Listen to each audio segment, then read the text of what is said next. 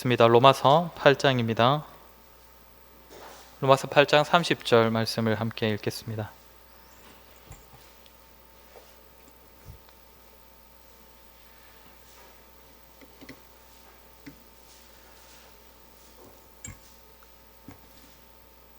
로마서 8장 30절 말씀입니다. 우리 한 목소리로 읽겠습니다. 같이 읽겠습니다. 시작. 하나님이 미리 아신 자들을 죄송합니다. 30절입니다. 죄송합니다. 또 미리 정하신 그들을 또한 부르시고 부르신 그들을 또한 의롭다 하시고 의롭다 하신 그들을 또한 영화롭다 하셨느니라. 아멘. 네, 오늘도 식사 맛있게 하셨습니까? 3뇨전대의 대표 메뉴라고 하더라고요. 미역국과 감자조림이 정말 맛있었습니다. 오늘도 수고해 주신 요전대 분들께 깊은 감사의 말씀을 드립니다. 저희 교회가 첫 예배를 드린 날이 언제인지 아십니까? 처음부터 이 교회에서 계신 분들은 잘 아시겠지만 1995년 7월 23일 주일이 첫 예배였습니다.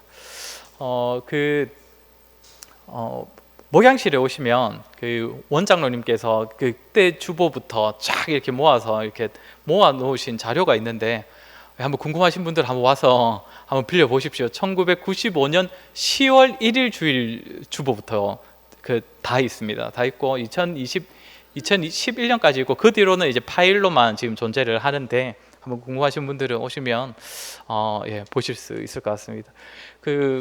제가 한번 앞에 거부터 조금씩 보니까 참 어떻게 보면 참 주변 다른 교회분들이 정말 부러워할 만한 또 그런 은혜를 참 많이 경험한 교회더라고요.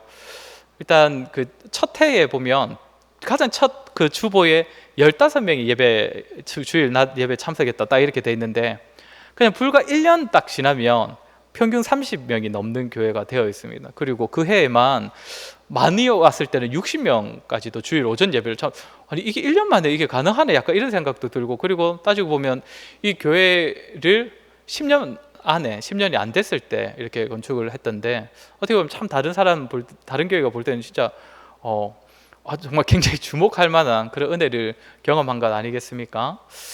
물론 이거 외에도 또 눈에 보이지 않는 은혜가 참 많이 있었을 것인데 앞으로도 참 이렇게 저렇게 우리 서로가 또 나눌 만한 또 다른 교회의 본이 될 만한 그런 하나님의 은혜가 많은 우리 교회가 되었으면 좋겠습니다. 또 저와 여러분을 통하여서 우리 하나님께서 또 앞으로도 계속 일하실 것입니다. 우리 화면을 아까 바꾸던데 다시 안 바뀌어져 있네요. 그렇기 때문에 우리는 바른 교회를 위해서 또 복음말 합당한 사람이 되기 위해서 웨스트민스터 신앙 고백서를 함께 나누도록 하겠습니다.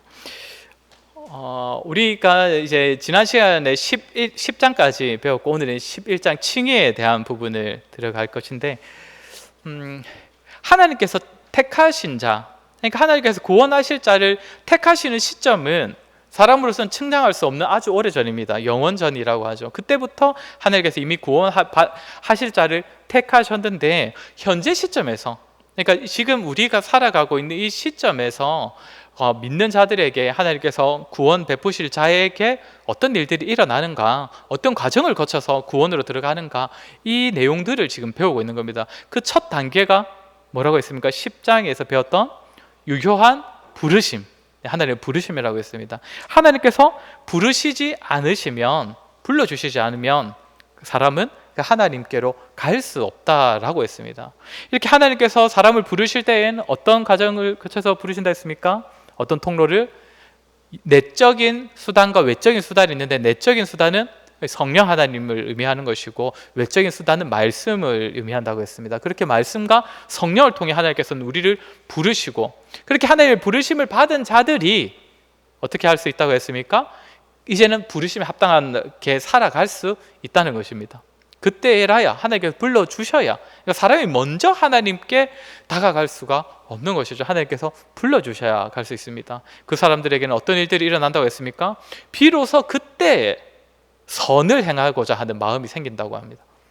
그러니까 세상 사람들이 그냥 착하게 살아야지 하는 정도가 아니라 하나님께서 인정하시는 선을 행하려고 하는 마음이 그때에 생기는 것입니다. 그리고 사람 마음엔 부드러운 마음이 생긴다고 했습니다. 부드러운 마음은 어떤 의미라고 했습니까?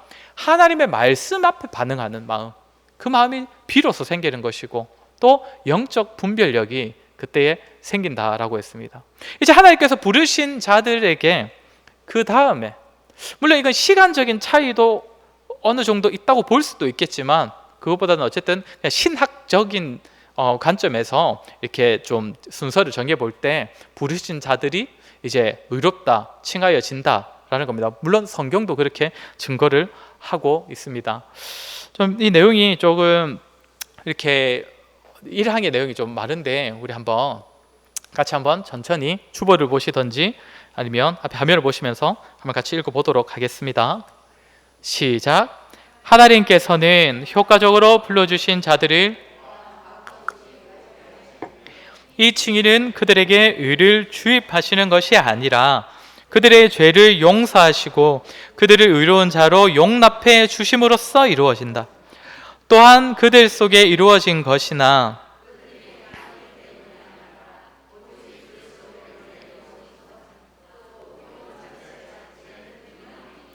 혹은 어떤 복음적인 순종을 그들의 의로 여기지 않으시고 그리스도의 순종과 구속을 그들에게 전가시키시어 그리스도와 그분의 의를 의지하게 하신다. 이 믿음은 이들에게서 난 것이 아니라 하나님의 선물이다.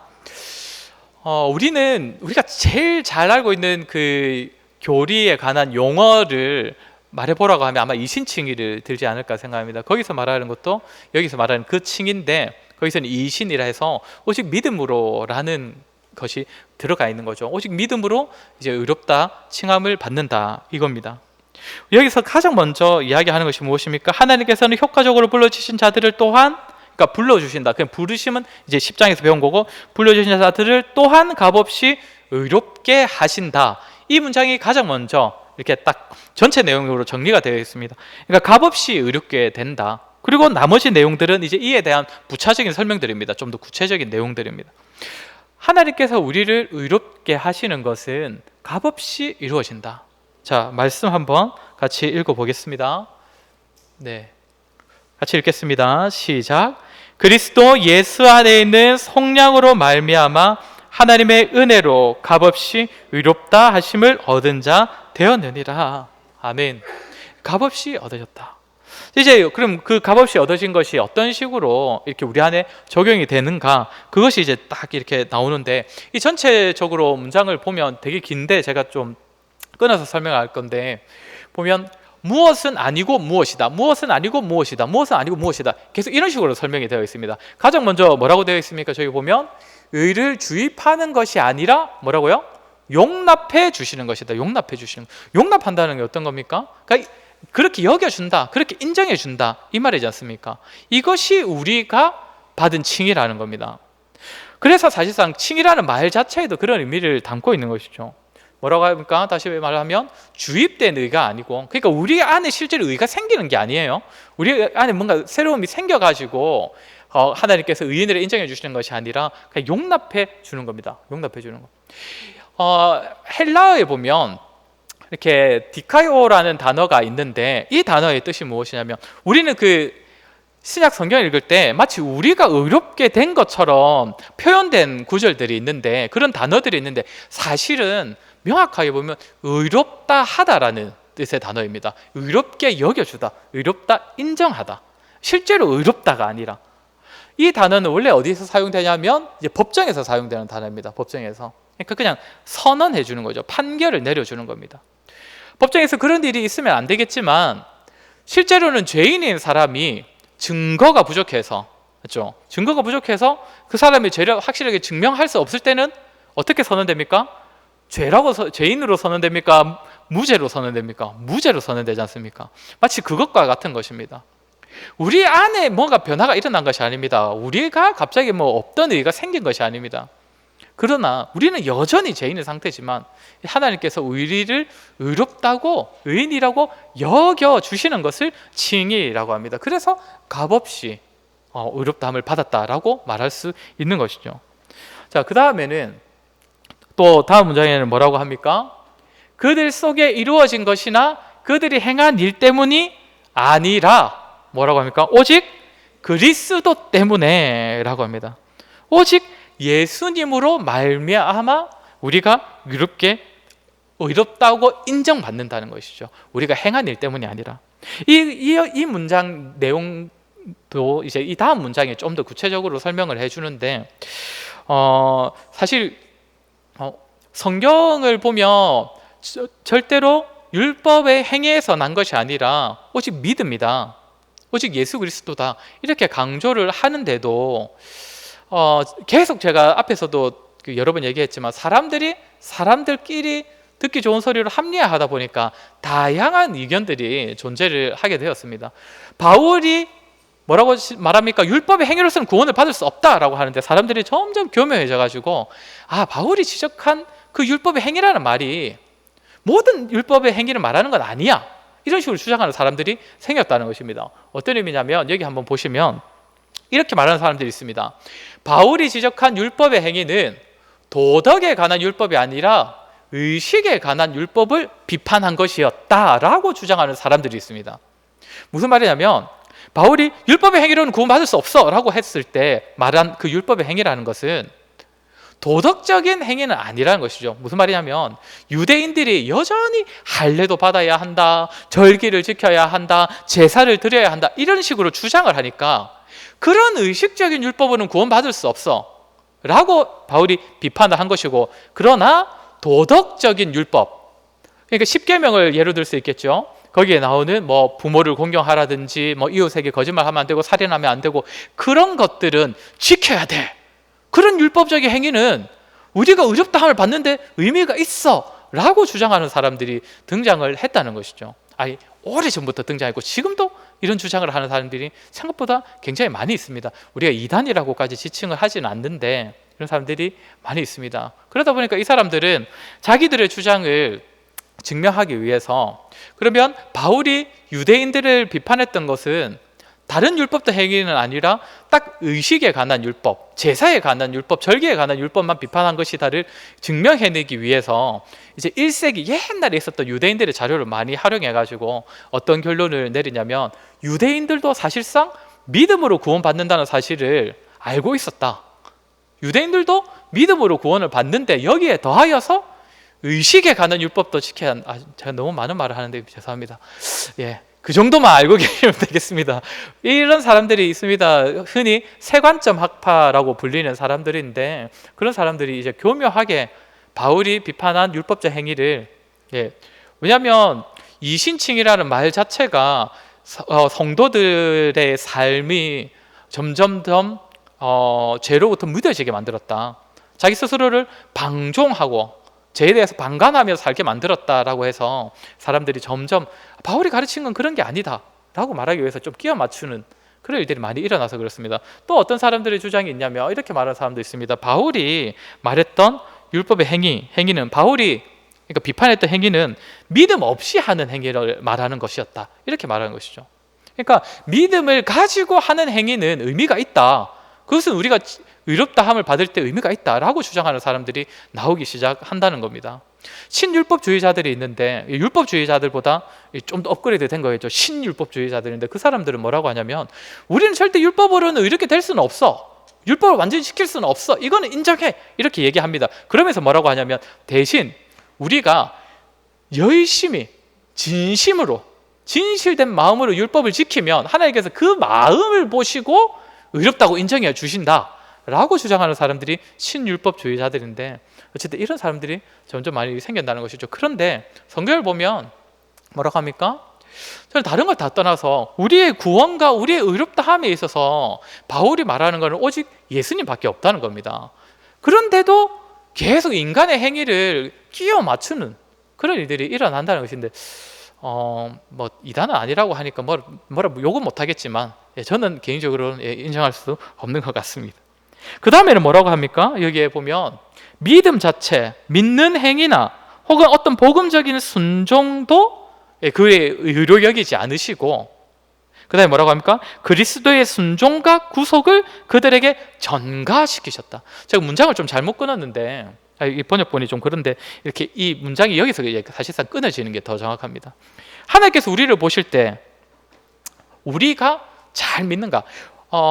오직 믿음으로 의롭다함을 받는다라고 말을 하지만 그 믿음도 우리의 열심, 우리의 마음가짐, 그리고 우리의 뭔가 믿음을 결단한 행위, 이런 게 아니라는 겁니다.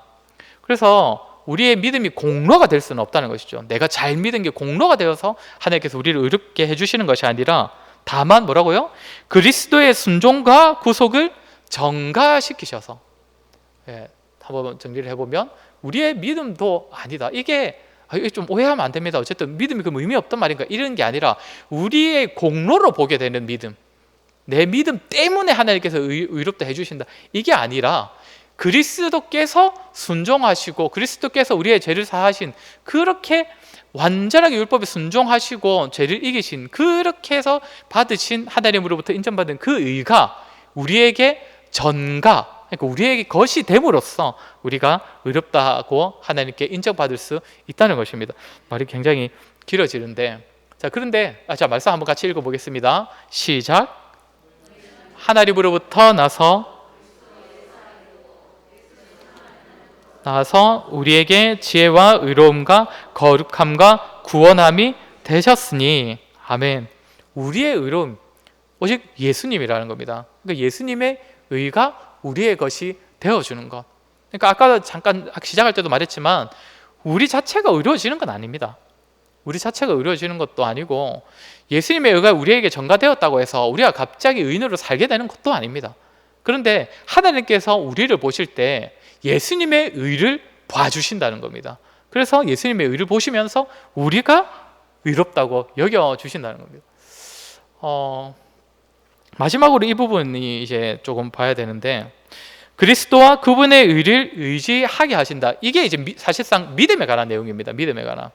그래서 이 믿음을 가지고 하나님께서 어떻게 보면 우리에게 의롭다함을 주신다는 것인데, 어떤 믿음이냐면 그리스도와 그의 의를 의지하는 믿음입니다. 아까도 계속 얘기했지만 우리가 의롭게 되는 것은 우리의 의가 아니니까, 예수님의 의니까 예수님만을 의지하고 예수님께서 이루신 의만을 의지하는 그 믿음, 그 믿음이 있고 그 믿음으로 말미암아 하나님의 선물로 그 믿음을 받고 그 믿음으로 말미암아 의롭다 칭함을 받는다는 것입니다. 말씀 한번 같이 읽어보겠습니다. 시작. 사람이 의롭게 되는 것은 율법의 행위로 말미암음이 아니요 오직 예수 그리스도를 믿음으로 말미암는 줄을 알므로 우리도 그리스도 예수를 믿나니, 이는 우리가 율법의 행위로서가 아니고 그리스도를 믿음으로써 의롭다함을 얻으려 함이라. 율법의 행위로서는 의롭다함을 얻을 육체가 없느니라. 자, 여기서도 뭐라고 합니까? 그리스도를 믿음으로써. 근데 그리스도를 믿는 믿음이 어떤 믿음이냐 할 때는 예수님만이 우리의 의가 되시고 예수님의 의가 우리의 의가 되어야 우리가 하나님께 의롭다고 인정받을 수 있다. 그것을 인정하는 믿음입니다. 그 믿음으로 말미암아 그 믿음을 통하여 하나님께서 우리에게 칭의, 의롭다함을 주신다는 겁니다. 근데 여기서 또 이제 더 중요한 게 무엇이냐면, 그런 믿음이라는 부분을 우리가 어떻게 생각해야 되느냐라고 하는 부분이 이제 2항인데, 2항도 한번 같이 읽어보도록 하겠습니다. 시작. 그리스도와 그분의 의를 받아 의지하게 하는 믿음은 칭의의 유일한 방편이다. 그러나 의롭다함을 받은 사람에게 이 믿음만 있지 않고, 즉 믿음은 죽은 믿음이 아니라 사랑으로 역사한다. 자, 여기서 이 설명 첫 문장을 좀 우리가 주목을 해야 되는데, 아까 이 앞에서도 잠깐 설명했던 부분이긴 합니다. 그리스도와 그분의 의를 받아 의지하게 하는 믿음은 칭의의 유일한 방편이다라는 표현을 사용하고 있습니다. 원인이나 그러니까 이유가 되는 게 아니고 정확하게 말하면 방편이라는 겁니다. 하나님께서 우리에게 믿음을 주시고 그 믿음으로써 칭의도 덩달아 주시는데 이것이 믿음 때문에 의롭게 되는 것이 아니라 믿음에 의하여 의롭게 되는 겁니다. 좀 뭐 말이 뭐 말장난 같이 들리실 수도 있지만 왜 이 부분도 또 강조를 했냐면 계속 자기가 믿는 자기의 마음가짐, 마음 상태 때문에 하나님께서 그 마음을 보시고 의롭다고 인정해 주신다라고 여기는 사람들이 계속 나오기 때문입니다. 그것이 아니라 믿음도 하나님께서 주시는 것이고, 그리고 그 믿음은 또 하나님께서 칭의를 주시는 수단, 통로일 뿐이다. 예. 예. 앞으로 이해하게 되시는 날이 오실 겁니다. 예. 말씀 한번 같이 읽도록 하겠습니다. 같이 읽겠습니다. 시작. 그리스도 예수 안에서는 할례나 무할례나 효력이 없으되 사랑으로서 역사하는 믿음뿐이니라. 사실 이거는 이제 이 부분을 설명을 하면서 읽었어야 되는데 여기 보면 또 뭐라고 합니까? 그러나 뒤에 있는 문장이 이것도 좀 잘못 끊겨 있는 거긴 한데 여기 보면 의롭다 함을 받은 사람에게 이 믿음만 있지 않고, 이 말은 무슨 말이냐면 이 믿음이라는 게 그냥 마음에만 머물러 있지 않고 라는 뜻입니다. 더 정확하게 번역을 한다면 구원에 이르게 하는 다른 은혜들을 동반한다. 그러니까 예를 들면 성화 같은 것들을 이 믿음이 같이 가지고 온다는 겁니다. 그래서 마지막에 하는 말이 뭐냐면 믿음은 죽은 믿음이 아니라 사랑으로 역사하는 믿음. 갈라디아서 제가 설교할 때 너무 오래된 이야기라서 맞죠? 이런 말 하면 안 되는데 기억하실 수도 있는데 사랑으로 역사하는 믿음, 뭐라고 했습니까? 믿는 자는 반드시 뭔가 하나님을 그 사랑하는 마음으로써 움직이게 되어 있다는 것이죠. 행함을 가져오게 되어 있다는 것입니다. 우리에게 주신 믿음이 그런 역할을 한다는 것입니다. 그래서 이 말은 결국 이겁니다. 하나님께서 우리에게 믿음을 주시는 이유가 그 믿음으로 인하여서 하나님으로부터 칭의, 의롭다 함을 인정받는 수단도 되지만 그 믿음이 또 다른 수단도 된다. 어떤 수단요? 사랑으로 역사하는 수단이 된다는 것이죠. 우리가 하나님을 사랑하는 마음을 가지고 하나님의 말씀에 진심으로, 전심으로 이렇게 순종하고 그 말씀대로 살고자 하는, 또 자원하여 순종하고자 하는 그런 마음들을 낳는 것이 하나님께서 우리에게 주신 믿음이다 라는 것입니다. 여러분 표정을 보니까 제가 더 하면 안 될 것 같은 생각이 좀 들어가지고 아무튼 하나님께서 우리에게 주신 믿음은 단지 그 마음 상태 정도가 아니고 참 귀한 것입니다. 우리 안에 귀한 일들을 이루는 겁니다. 우리에게 하나님께서 의인이라는 그 인정하시는 신분을, 하나님 의인이라고 인정하시는 그 신분을 주시기 위해서 우리에게 믿음 주셨고, 특별히 하나님의 뜻에 순종할 수 있도록, 자원하는 마음으로 순종할 수 있도록 주신 것이 믿음이다는 겁니다. 우리 하나님을 믿는 믿음으로 하나님의 뜻에 순종하는 삶을 살아가는 저와 여러분 되기를 소원합니다. 우리 함께 찬양하겠습니다.